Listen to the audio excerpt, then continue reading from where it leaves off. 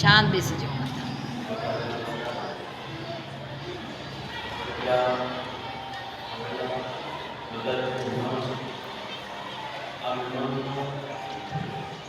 સ્વાગત કરું છું. ગુજરાતી મીડિયમ થકી પણ કોઈ મોટી આદર્શ વ્યક્તિ આવી શકે આ અમારા માટે કલ્પનાજનક વાત છે. કારણ અમે પણ આ જ સ્કૂલના વિદ્યાર્થીઓ છે, એ બેસેલા બધા આ સ્કૂલના વિદ્યાર્થીઓ છે, પરંતુ વચ્ચેનો જે પીરિયડ છે આ વચ્ચેના પીરિયડની અંદર પહેલી વાર આપણા ઇંગ્લિશ મીડિયમના જે પ્રિન્સિપલ છે એમને માફી માંગુ છું.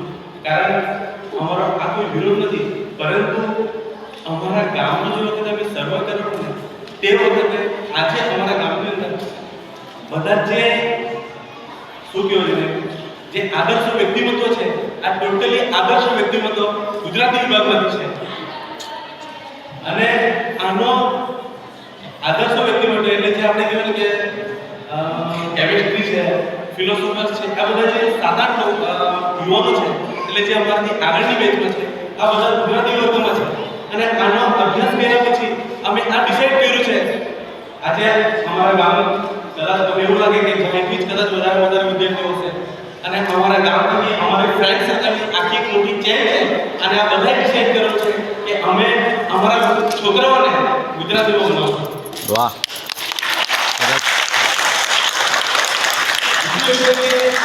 અમે આ ડિસાઈડ એટલા માટે કર્યા બધું જોઈને ડિસાઈડ કર્યું છે. પણ ઇંગ્લિશની જરૂર નથી કે આવું નથી, ઇંગ્લિશની પણ જરૂર છે.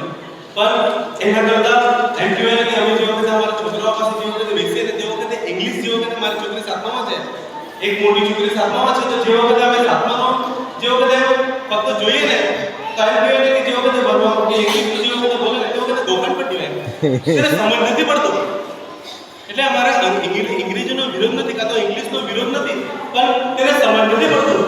પણ માતૃભાષામાં જે વખતે તે ભણે છે તે વખતે તેને સમજ પડે છે.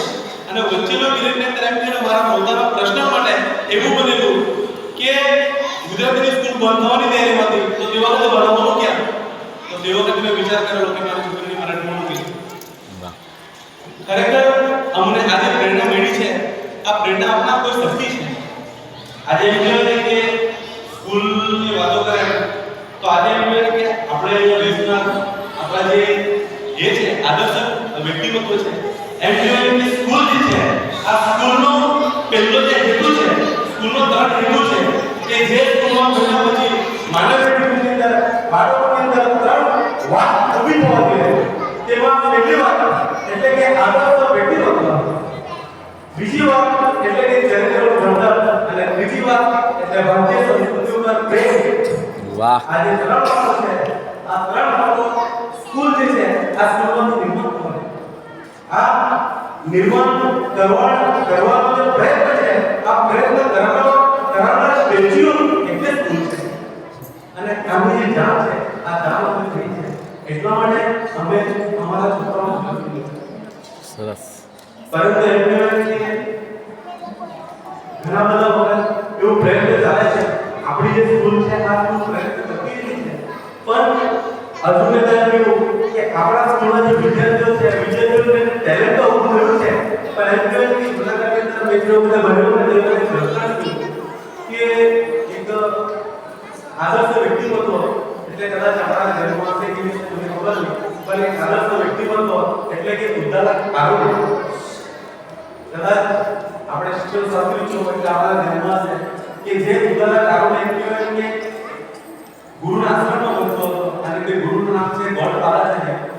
જે વખતે એમ કહેવાય કે પ્રસંગ બને કે ખૂબ વરસાદ પડે અને ખૂબ જે વખતે વરસાદ પડે ને તે વખતે એમ કહેવાય કે આશ્રમ વ્યવસ્થા આપણા એન્ડી મેથડનો જે પ્રિન્સિપલ છે આ વર્ણન કરી ગયા કે આશ્રમની અંદર બનતા હતા અને તે જે આશ્રમ છે તે આશ્રમની અંદર એમ કહેવાય કે પૂર આવી જાય અને જે વખતે પૂર આવી જાય તે વખતે શું કરવાનું?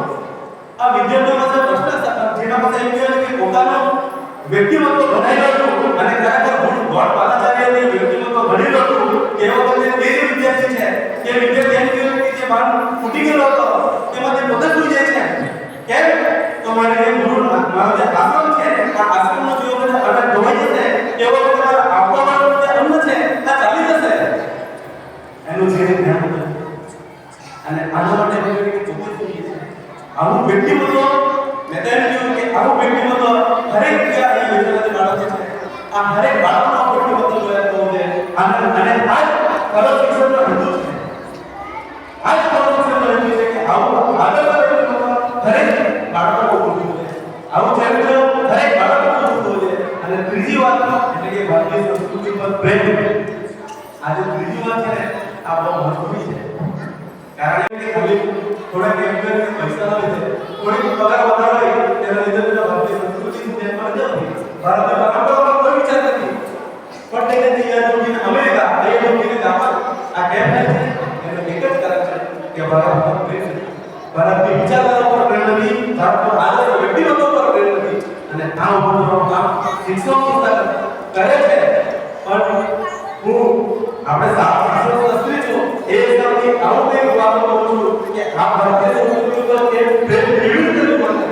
આજે આપણે ઇવેન્ટ્સ કરે છે એનાથી છોકરાઓની અંદર ટેલેન્ટ ઉભું થાય છે 100% એમાં શંકા નથી પણ ભારતીય સંસ્કૃતિ પર પ્રેમ કેવી રીતે મળે આના માટે કોઈ વિચાર કઈક વાત એ મૂકવું જોઈએ આપણે કે જેનાથી છોકરાઓમાં ભારતીય પરંપરા પર ભારત દેશ પર ભારતીય વિચારધારા પર પ્રેમ ઉભો થાય કે હું ગમે તેટલો માણસ બની હું ભારતમાં જ રહીશ. આ એક વાક્ય છે આ વાતને આપણે વધારે કરવાની જરૂર છે. આવું મને લાગે છે મેં એ નથી કહેતો પણ આવું મને લાગે છે કે આ જે વાતો છે આ મૂકવાની જરૂર છે અને આપ સૌ બધા વિચાર કરતા છો પણ આવી કંઈક વાત આપણે કરશો કે જેથી ભારતીય સંસ્કૃતિ પર પ્રેમ નિર્માણ થાય ભારતીય વિચારધારા પર ભારતીય પરંપરા પર બાળકોને પ્રેમ નિર્માણ થાય અને તે સિલ્વર બને આવા વિચાર કરશો એવી અપેક્ષા રાખીને અમે જે બધા વાલીઓ છે અહીંયા આવેલા છે એવી અપેક્ષા રાખીને હું મારો સુપર સુપર ગ્રેટ